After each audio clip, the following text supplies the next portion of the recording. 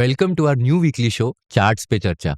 इस शो के साथ हम थोड़ा एक्सपेरिमेंट करना चाहते हैं जिसमें हम हर हफ्ते फाइनेंशियल मार्केट्स और ब्रॉडर इकोनॉमी से कुछ इंटरेस्टिंग चार्ट्स को एनालाइज करेंगे। तो ये रहा इस शो का पहला एपिसोड। याद रखिए ये अभी भी एक्सपेरिमेंटल फेज में है और हमें पता है कि इसे और बेटर बनाया जा सकता है।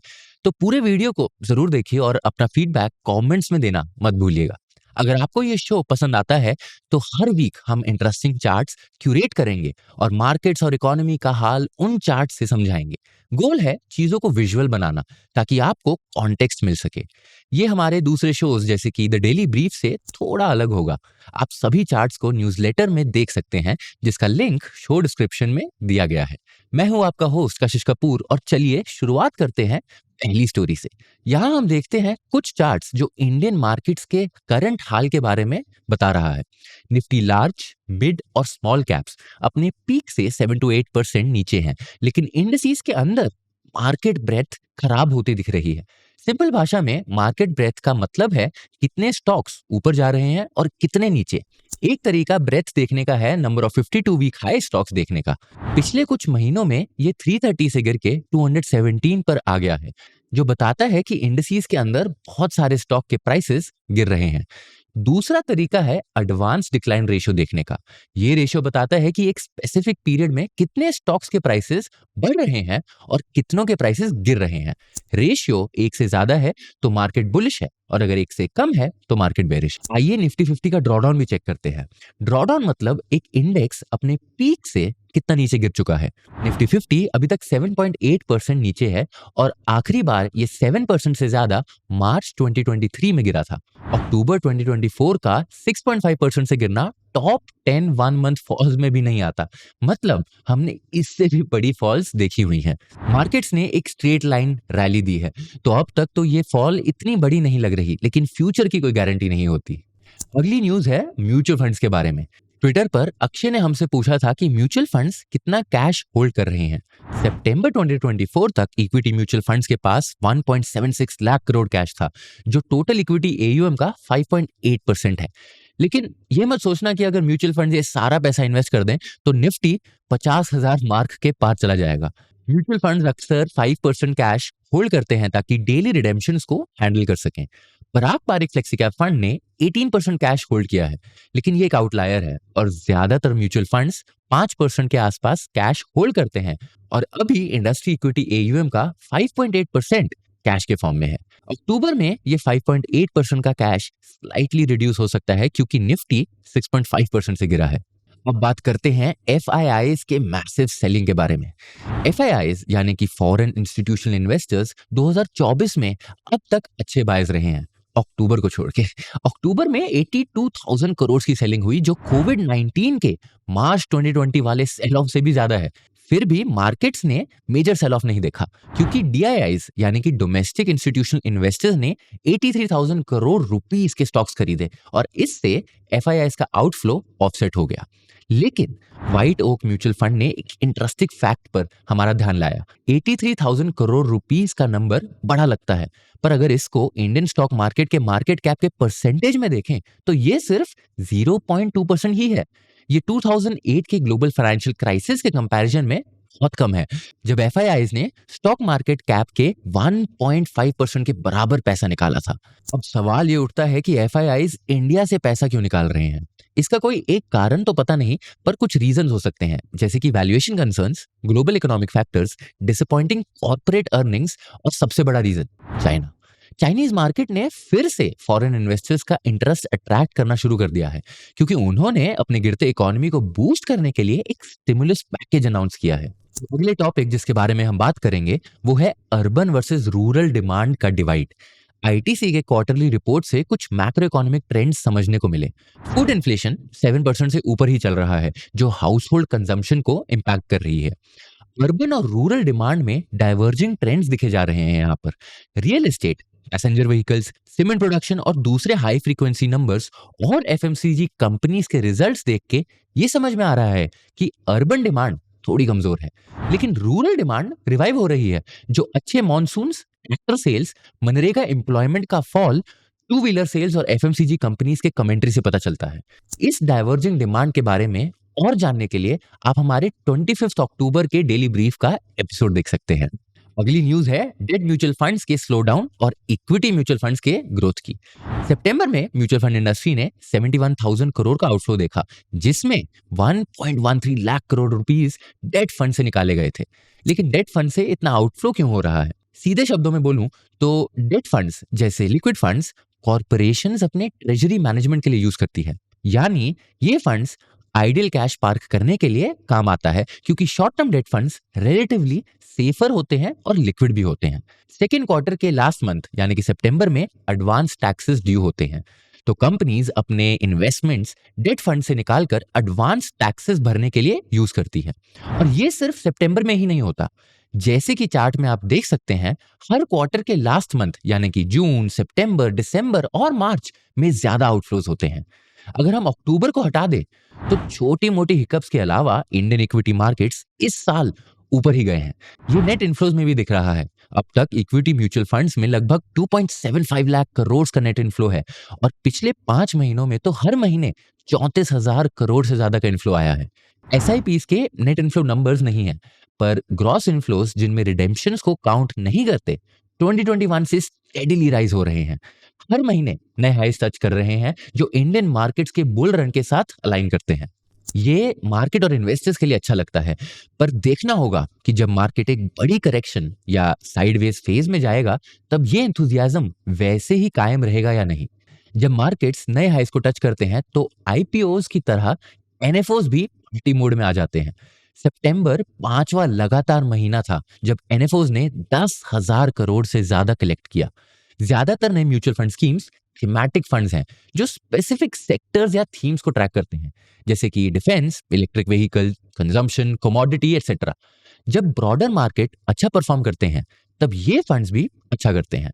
पर जब मार्केट स्लो होते हैं या नीचे जाते हैं, तब ये फंड्स काफी टाइम तक अंडर परफॉर्म करते हैं। ये कुछ हाइप्ड अप थीम्स जैसे कि डिफेंस के साथ अभी से होता दिख रहा है। अब जब हम आईपीओस की बात कर ही रहे हैं, तो Hyundai मोटर इंडिया का आईपीओ भी डिस्कस कर लेते हैं, जो अब तक का इंडिया का सबसे बड़ा आईपीओ था। बस तो काफी थी, बट रिटेल इन्वेस्टर्स ने थोड़ा सा डिसअपॉइंट कर दिया, क्योंकि रिटेल कैटेगरी ने सिर्फ 50% सब्सक्रिप्शन ही मिला। फिर भी इंस्टीट्यूशनल इन्वेस्टर्स की वजह से आईपीओ सक्सेसफुल रहा, लेकिन लिस्टिंग कुछ ज्यादा खास नहीं रही। शेयर्स लिस्टिंग डे पर 7% से ज्यादा गिर गए। ज्यादातर बड़े आईपीओस के जैसे टॉप 10 आईपीओस में सिर्फ 3 ही लिस्टिंग गेन्स पे ट्रेड किए हैं। 2024 आईपीओ फंड रेजिंग के लिए एक बड़ा साल रहा। अगस्त तक कंपनीज ने 54,000 करोड़ रेज किए हैं, और इसमें अभी Hyundai का 27,800 करोड़ काउंट नहीं कर रहा हूं मैं।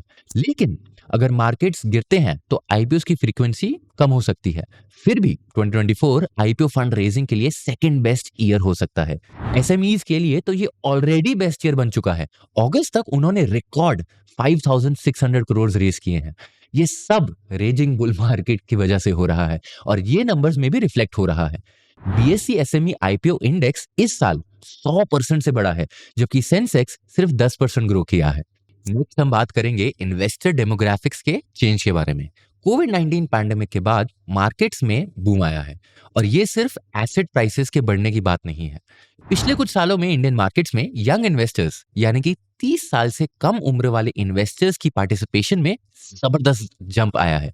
पैंडेमिक से पहले ये नंबर 23% के आसपास था, जो अगस्त 2024 तक लगभग दुगना होके 40% तक हो गया है। अगला चार्ट है गोल्ड और सेंट्रल बैंक्स के बारे में।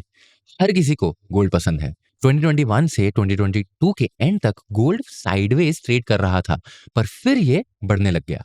तब से ये बेस्ट परफॉर्मिंग एसेट क्लास में से एक रहा है। इस साल ही गोल्ड 22% से बढ़ा है, जबकि निफ्टी सिर्फ 11% का रिटर्न दिया है। ये फंड्स के फ्लो में भी दिखता है। 2023 से गोल्ड ईटीएफ्स में स्टेडी इनफ्लोज आ रहे हैं, और 2024 में पेस और तेज हो गई है। Year to date gold funds में 7200 करोड़ का इनफ्लो हो चुका है। सिर्फ रिटेल इन्वेस्टर्स ही नहीं, सेंट्रल बैंक्स भी गोल्ड खरीदने में लग गए हैं। 2024 के सेकेंड क्वार्टर तक उन्होंने 484 टन ऑफ गोल्ड खरीद लिया। अगर ये पेस डबल हो गया तो इस साल के एंड तक लगभग 1000 टन तक पहुंच सकता है।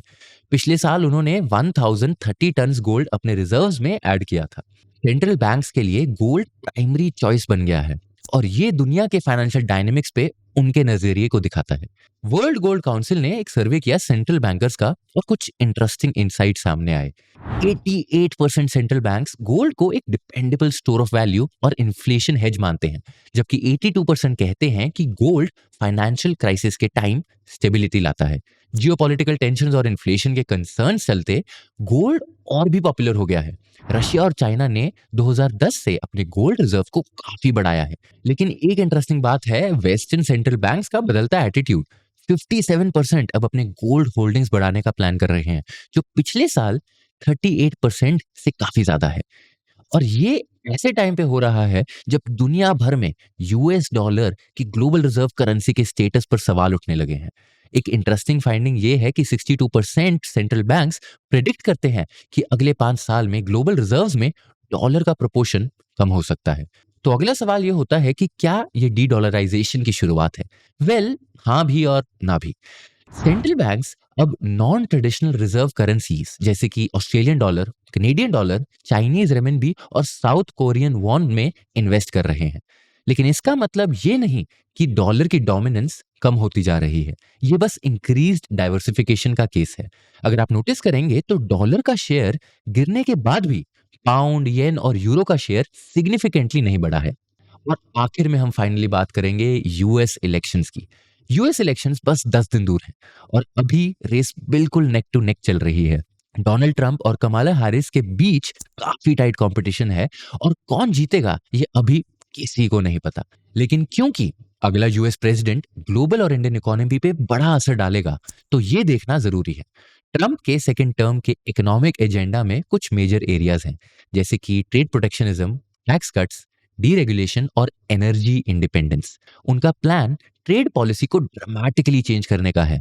ट्रंप ने हर इंपोर्ट पे 10 to 20% यूनिवर्सल टैरिफ्स लगाने का आइडिया प्रपोज किया है और चाइनीज गुड्स पर तो 60% तक का टैरिफ लगाने की बात है।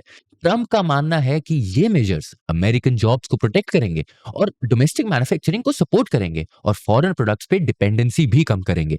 ये पॉलिसीज ग्लोबल इकोनॉमी पे बहुत बड़ा इंपैक्ट डालेगी। दूसरी तरफ कमाला हैरिस का इकोनॉमिक एजेंडा मिडिल क्लास को स्ट्रेंथन करने का और अफोर्डेबिलिटी इश्यूज को एड्रेस करने का है।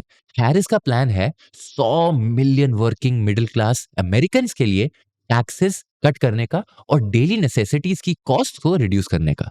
लेकिन वो कॉर्पोरेट टैक्स रेट को 28% तक बढ़ाने और हाई इनकम अर्नर्स पर टैक्स इंक्रीज करने का भी सोच रही है, जिससे आने वाले फंड्स उसके प्रपोज्ड प्रोग्राम्स को सपोर्ट करेंगे। उनका इकोनॉमिक एजेंडा अमेरिकन मैन्युफैक्चरिंग और कंपेटिटिव इंडस्ट्रीज जैसे कि सेमीकंडक्टर्स, एआई और क्लीन एनर्जी जैसे सेक्टर्स को बूस्ट करने का है। पॉलीमार्केट एक blockchain based prediction market platform है, जहां लोग इलेक्शन या स्पोर्ट्स गेम के आउटकम पे बेट्स लगाते हैं। इसको क्राउड विजडम की तरह सोच सकते हैं। यूजर्स अलग अलग आउटकम्स पे शेयर्स बाय और सेल करते हैं और शेयर प्राइस से पता चलता है कि लोग किस आउटकम को कितना लाइकली मान रहे हैं। लोग क्रिप्टो करेंसीज यूज करके बेट करते हैं और जब इवेंट का रिजल्ट आता है तब मार्केट सेटल होती है और विनर्स को पे आउट मिल जाता है। वैसे इंडिया में ये पॉसिबल नहीं है। अभी तक पॉली मार्केट के बेट्स ट्रंप की जीत को प्रेडिक्ट कर रहे हैं। नेट सिल्वर एक पॉपुलर इलेक्शन पोलस्टर है। सिंपल वर्ड्स में उनका मॉडल अलग अलग पोल्स के स्टेटिस्टिकल एवरेज क्रिएट करता है। उनके मॉडल के मुताबिक कमाला हैरिस के पास थोड़ी लीड है, जो अक्टूबर के सेकेंड वीक से धीरे धीरे कम हो रही है। एक और एवरेज रियल क्लियर पॉलिटिक्स के पोल्स का है और ये भी एक क्लोज कॉन्टेस्ट दिखाता है। लेकिन याद रखो कि ये पोल्स गलत भी हो सकते हैं। ब्रिटिश स्टैटिस्टिशियन जॉर्ज बॉक्स ने सही कहा है, all models are wrong, some are useful. और ये थी इस हफ्ते की चार्ट्स पे चर्चा। आपको हम फिर से मिलेंगे अगले हफ्ते।